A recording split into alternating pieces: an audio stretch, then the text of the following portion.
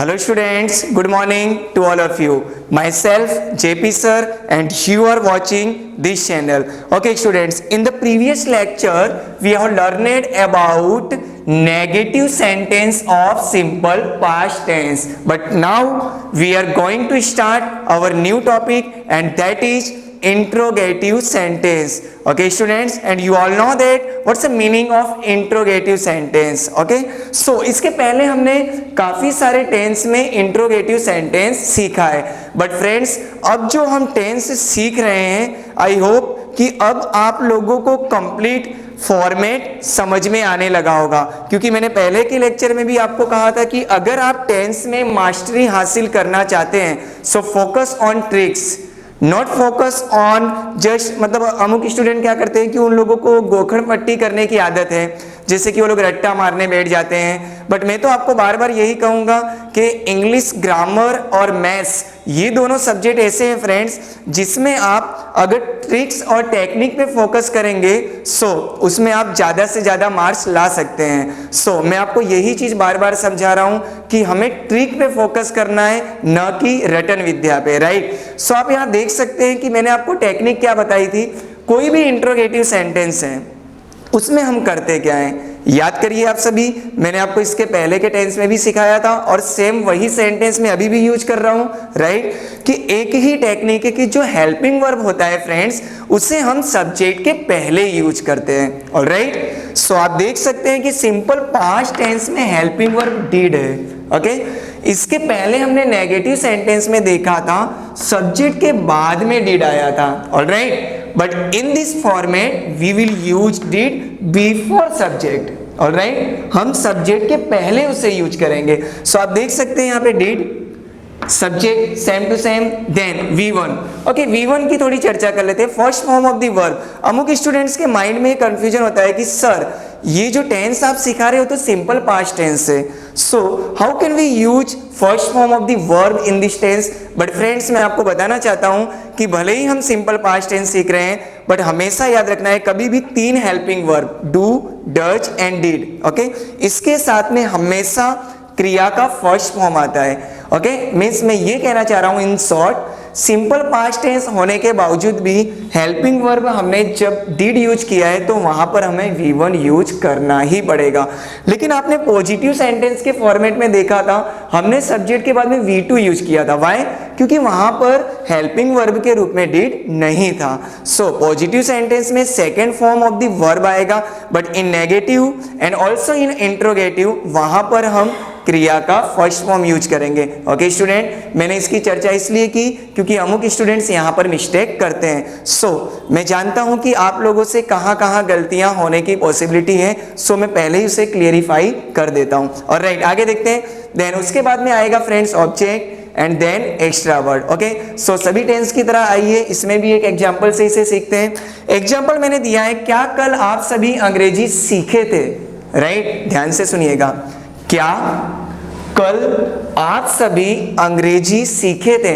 That means आप समझ रहे हैं कि सिंपल पास्ट टेंस का वाक्य है कि हम पूछ रहे हैं सामने वाले से कि क्या कल आप सभी अंग्रेजी सीखे थे। राइट, सो देखते हैं फ्रेंड्स, सबसे पहले ये तो हमने डिसाइड कर लिया कि ये सेंटेंस सिंपल पास्ट टेंस का है, बट नाउ अब हम क्या करेंगे, इसका ट्रांसलेशन करेंगे। सो फॉर्मेट के हिसाब से पहले डिड आएगा। ओके, एक यहां पर हेल्पिंग वर्ब के रूप में डिड आया है, सो हमें पता होना चाहिए कि इसमें हमें सिंगुलर सब्जेक्ट या प्लूरल सब्जेक्ट का किसी भी प्रकार का टेंशन नहीं लेना है। ओके, हमारा सब्जेक्ट चाहे सिंगुलर हो या फिर प्लूरल हो, okay, in both situation we will use did. Okay, कहां हमें कंफ्यूजन क्रिएट होती है, जहां पर हेल्पिंग वर्ब में 2 या 3 हेल्पिंग वर्ब आते हैं, but in this format only 1 helping verb and that is did. Okay, so यहां पर सब्जेक्ट हमें देखने की जरूरत नहीं है, कोई भी सब्जेक्ट है हम क्या यूज करेंगे, डिड। सो डिड सब्जेक्ट में आप सभी, that means you, did you, okay, सीखना वर्ब है, सो लर्न, एंड क्या सीखने की बात हो रही है, English, so English is object. So did you learn English. Extra word में फ्रेंड्स आएगा यस्टरडे, कल। दैट मीन्स ये टाइम को शो कर रहा है। मैंने आपसे पूछा कि क्या कल आप सभी ने अंग्रेजी सीखा था, राइट, बट इसमें टाइम क्या आ रहा है, कल की बात हो रही है, that means we will use yesterday. So our complete sentence, once again I am repeating, did you learn English yesterday. Last में क्वेश्चन मार्क लगाना ना भूलें, ओके, क्योंकि स्पोकन में तो हम सिर्फ बोलते हैं, बट जब आप लिखते हो सेंटेंस, सो वहां पर ये क्वेश्चन मार्क लगाना जरूरी है, ओके. सो यहाँ पर हमारा ये इंट्रोगेटिव का टॉपिक कंप्लीट होता है. सो आइए अब हम नेक्स्ट टॉपिक की ओर बढ़ते हैं, and that is negative interrogative, okay.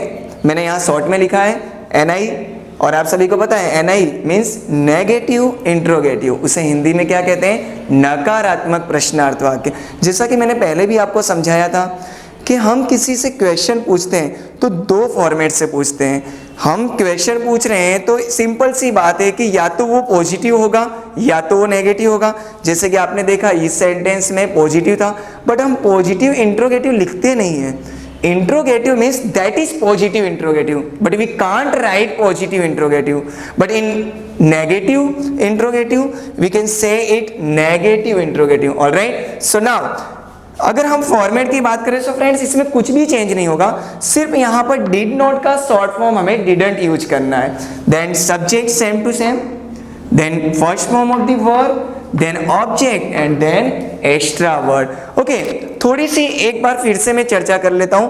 अमुक स्टूडेंट्स को ऐसा लगता है कि सर ये जो नोट है वो सब्जेक्ट के बाद आता है, बट मैं फ्रेंड्स आपको बताना चाहता हूं वो स्टूडेंट्स भी सही हैं, लेकिन ये हम लोग थोड़ा सा शॉर्ट मेथड में बताते हैं. Did plus subject plus note भी आप यूज करोगे, सो इट्स राइट, बट हम चाहें तो उस नोट को सब्जेक्ट के बाद नहीं लिखना है तो हम उसे आगे बुला सकते हैं. बट एक बात का खास ध्यान रखना है, यहां पर आप डिड नॉट पूरा नहीं लिख सकते. क्यों?